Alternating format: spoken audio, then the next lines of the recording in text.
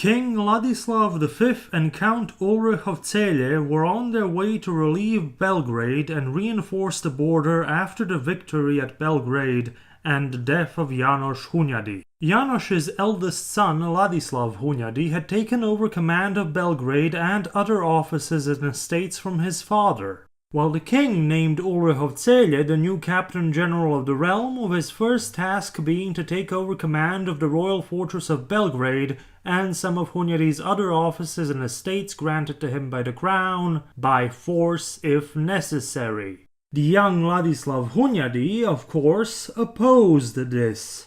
The king, Ulrich and Ladislav met in late October of 1456, and seemingly managed to reconcile and come to an apparent agreement, after which Hunyadi invited and accompanied the king and Ulrich back to Belgrade. On the 9th of November 1456, in Belgrade, an argument erupted between Ladislav Hunyadi and Ulrich of Celje, or so the story goes. Very harsh words were exchanged, resulting in a duel. During the fight, Ulrich wounded Ladislav, and then Ulrich himself was cut to pieces by Ladislav's guards, ending the powerful Celje dynasty. After the duel, Ladislav Hunyadi took possession of the king's person and fled to Temishvar. There, Ladislav made the hostage king declare him the new captain general of the realm, made the king swear that Celje's death would never be avenged, and that Ladislav Hunyadi had the king's protection. After that, he released the king. In the words of one historian, Ladislav had seriously miscalculated the consequences of his actions. By murdering Ulrich of Celje and taking the king hostage, Ladislav Hunyadi had made enemies with almost all the powerful figures of the realm, excepting his own family.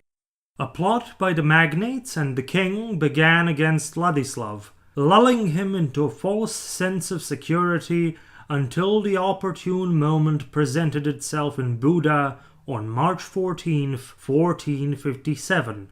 Then and there, Ladislav Hunyadi and his brother Matthias and some of their supporters were suddenly arrested.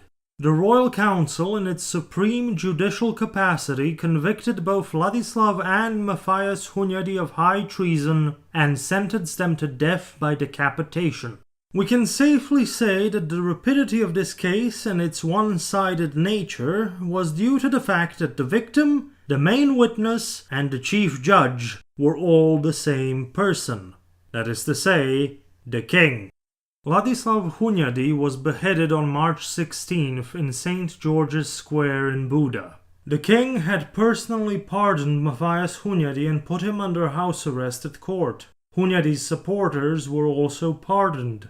The sudden arrests and execution in Buda caused another revolt to break out, led by Ladislav and Matthias Hunyadi's mother Elizabeth Silagi and her brother Michael. The young king tasked Nicholas of Ilok and Jan Yishkra with crushing the revolt, while he himself went to safety in Prague, taking the young Matthias Hunyadi with him. In Prague in the autumn of 1457, the king sent envoys to France's King Charles VII to ask for his daughter Princess Magdalena's hand in marriage. And then the unpredictable happened. Ladislav V, by the grace of God, Apostolic King of Hungary, Bohemia, Dalmatia, Croatia, etc., Duke of Austria and Styria and Margrave of Moravia, died in Prague on the 23rd of November 1457 at the age of 17 of what is believed to be leukemia, though at the time rumors circulated about a poisoning.